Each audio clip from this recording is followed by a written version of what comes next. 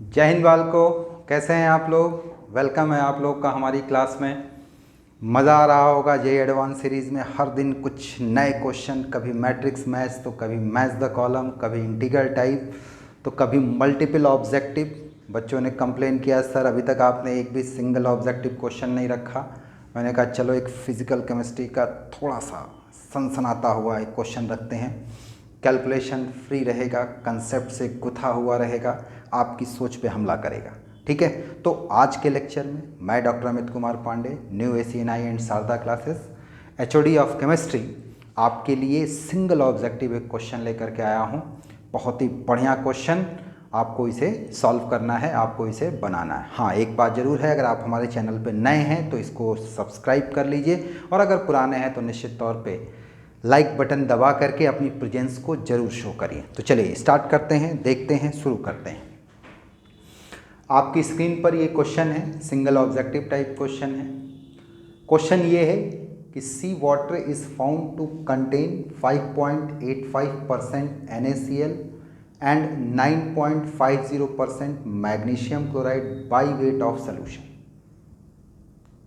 तो फिर आगे कहता है calculate its normal boiling point assuming 80% ionization for NaCl and 50% ionization for magnesium chloride। हाँ, वाटर के लिए मोलल इबुलोस्कोपिक कांस्टेंट जो दिया गया है 0.51 किलोग्राम पर मोल पर केल्विन है, और आपके जो चार ऑप्शन है वो 101.3 degree centigrade, 102.3 degree centigrade, 103.3 degree centigrade, 104.3 degree centigrade.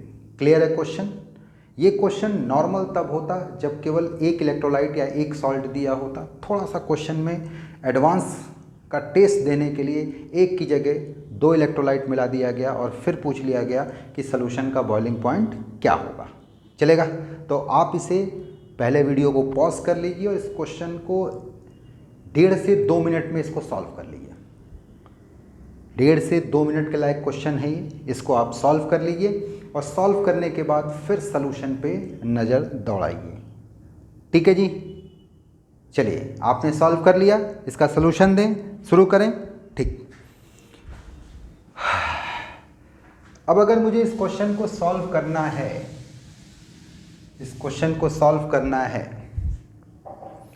तो क्वेश्चन में इसने पूछा है बॉइलिंग पॉइंट ऑफ सॉल्यूशन। तो बॉइलिंग पॉइंट अगर सॉल्यूशन का निकालना है तो ध्यान रहे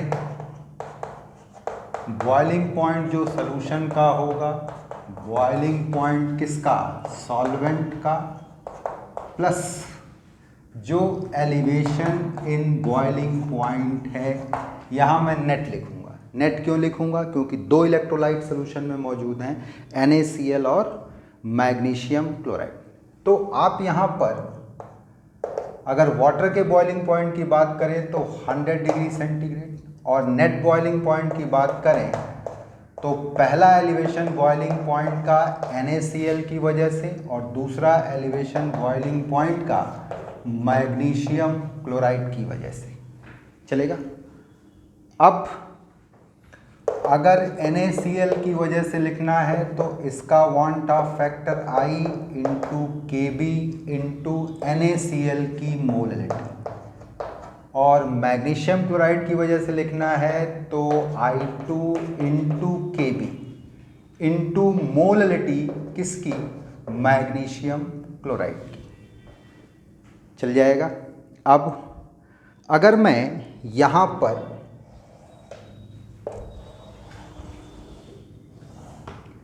अगर मैं दोनों के वांट ऑफ फैक्टर की बात करूं तो सबसे पहले NaCl का वांट ऑफ फैक्टर अगर निकालना है हमको तो अल्फ़ा जो होता है आयोनाइजेशन के केस में I-1 अपॉन N-1, बड़ा ही पॉपुलर फार्मूला है, आपने कई बार पढ़ा होगा। तो सीधे फार्मूले को लगा देते हैं। अल्फ़ा कितना परसेंट दिया गया है NaCl के लिए, तो आप ध्यान से देखिए 80%, 80%। तो 80% है परसेंटाइल अल्फ़ा, तो अल्फ़ा कितना हो गया 0.8।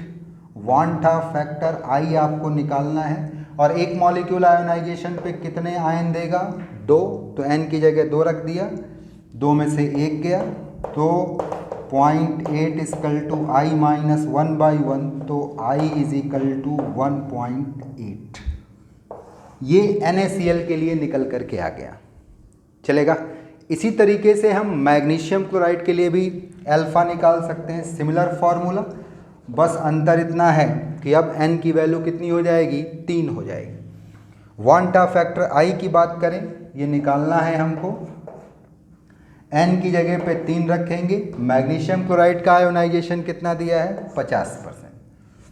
तो यहाँ पर हम अल्फ़ा की जगह पे 0.5 रखेंगे, क्योंकि ये परसेंटाइल आयोनाइजेशन है। और आप जानते हैं बालकों की परसेंटाइल अल्फ़ा जो होता है वो अल्फ़ा इंटू 100, तो alpha equal to percentile alpha बटे 100 आ जाएगा। तो अब हम यहाँ पर आई लिखेंगे -1 और 3 में से 1 गया कितना, 2, तो 2 पंजे 10 यानी 0.5 है, तो 1 और 1 मिलकर के कितना आ जाएगा आपका 2। तो मैग्नीशियम क्लोराइड के लिए जो आई आया वो 2 आया, और NaCl के लिए जो आया वो 1.8 आया। तो मैं यहाँ पे लिख दूँ 100 प्लस NaCl का 1.8 और Kb कितना है 0.51 molarity of NaCl plus I2 magnesium chloride के लिए कितना आया है आपका 2, Kb कितना 0.51 और मोलरिटी किसकी आपकी मैग्नीशियम क्लोराइड की। बोलो भाई, क्लियर हो गया। तो अब आपको यहाँ पर दोनों की मोलरिटी निकालनी, किसकी किसकी मोलरिटी निकालनी है। अब मोलरिटी आपको NaCl की भी निकालनी है और मैग्नीशियम क्लोराइड की भी निकालनी है। तो परसेंट बाई मास दिया गया है, 5.85% NaCl है और 9.50% जो है मैग्नीशियम क्लोराइड है by wait.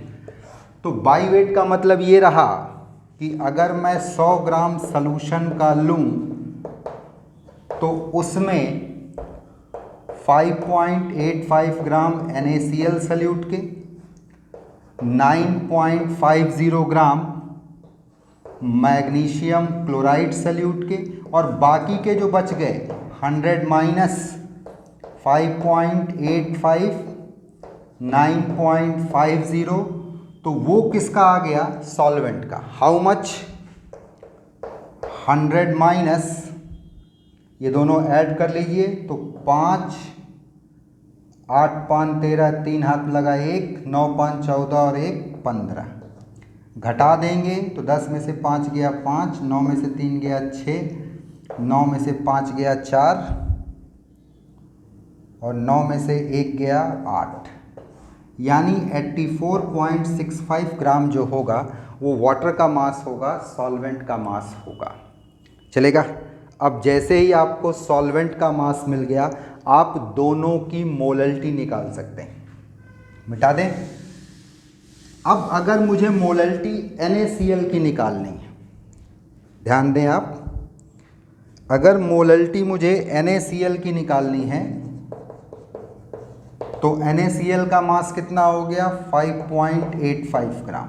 Molarity equal to mass of solute गुणे 1000 बटे molar mass of solute into weight of solvent. कितना निकाल के लाए थे 84.65।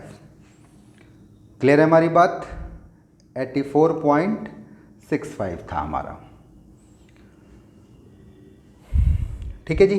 अब अगर इसको सॉल्व करें तो डेसिमल हटा दो तो बटे 100, ये हटा दो तो गुणे 10, ये कैंसिल हो गया, 2 0 ये कैंसिल हो गए, यानी मोलरिटी आ गई 100/84.65 किसका, तो NaCl का। और इसी तरीके से अगर मैं मोलरिटी मैग्नीशियम क्लोराइड की डिमांड कर लूँ तो कितना मास है मैग्नीशियम क्लोराइड का भाई 9.50 ग्राम। अभी आपने इसको प्रूफ किया था।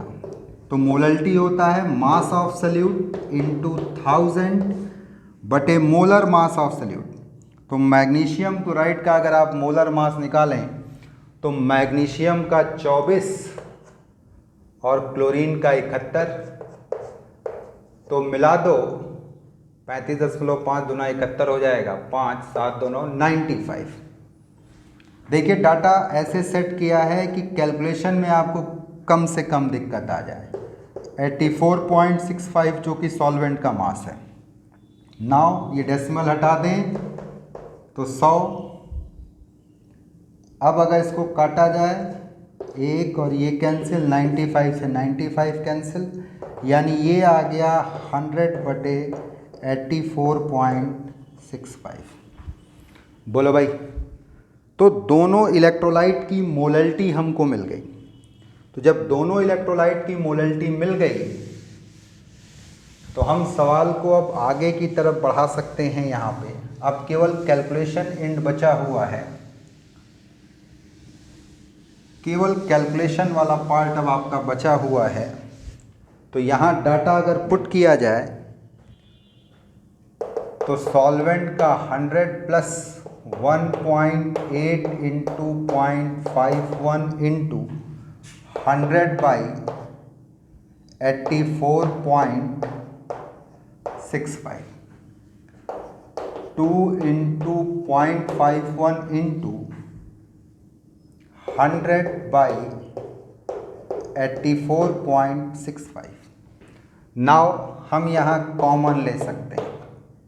क्या कॉमन ले सकते हैं भाई?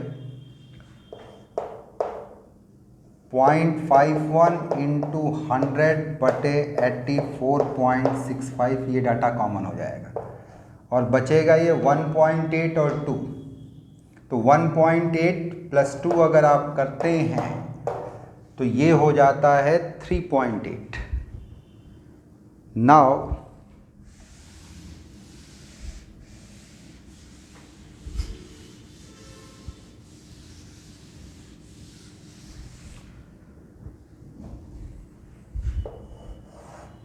तो इसको अगर सॉल्व किया जाए तो 100 प्लस 0.51 इंटू 100 इंटू 3.8/84.65 चल जाएगा।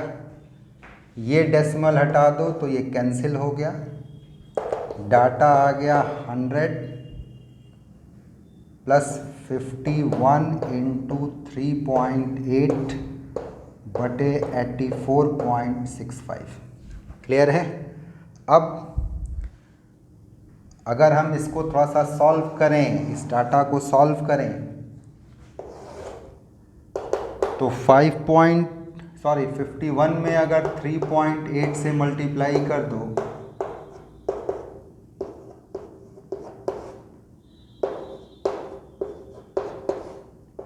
(193.8), 100 प्लस 193.8/84.65।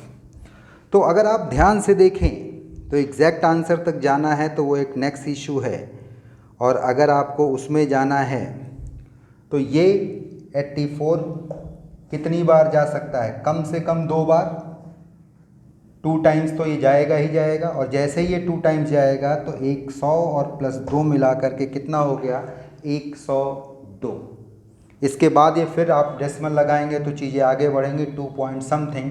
तो इस 100 में जब 2 जुड़ेगा तो हम 102 पर स्टिक्ट हैं कि हम इस जगह पे पहुंचेंगे। चूँकि ये सिंगल ऑब्जेक्टिव क्वेश्चन है तो हमको यहाँ पर पूरा सॉल्व करने की ज़रूरत नहीं है, आंसर तक आने की ज़रूरत है। आप जब सॉल्व करेंगे तो ये डाटा निकल करके आएगा 100 प्लस 2.289 और सॉल्व करेंगे तो 100 प्लस 2.3 और सॉल्व हो जाएगा तो 102.3 के आसपास ये डाटा टिकता है। बोलो भाई, कर लोगे? कोई दिक्कत? मज़ा आया? कैसा क्वेश्चन था? बढ़िया क्वेश्चन था। तो इस टाइप के क्वेश्चन से आपका एडवांस का पेपर मिलेगा, आपको पार्ट 1 में भी मिलेगा और पार्ट 2 में भी मिलेगा। तो मैं आपसे उम्मीद करता हूं कि आप ऐसे क्वेश्चंस को एंजॉय कर रहे हो, और इन क्वेश्चन को सॉल्व करने का तरीका कभी भी तुक्का मारना नहीं होता है। जब तक आप सॉल्व करते हुए इसके आखिरी स्टेप तक ना आ जाएं तब तक आप ऐसे क्वेश्चंस को बिल्कुल ना टिक करें। अगर आप पहुंच जा रहे हैं तो ज़रूर करिए। ठीक है जी? तो आपका दिन बहुत अच्छा हो, आप इंजॉय करें, हर दिन कुछ ना कुछ केमिस्ट्री में सीखते रहें हम। आप बस डॉक्टर अमित कुमार पांडे के साथ बने रहिए और फिर देखिए सब्जेक्ट में कितना मज़ा आता है। ठीक है जी, तो आज इतना ही रखते हैं, मिलते हैं नेक्स्ट लेक्चर में।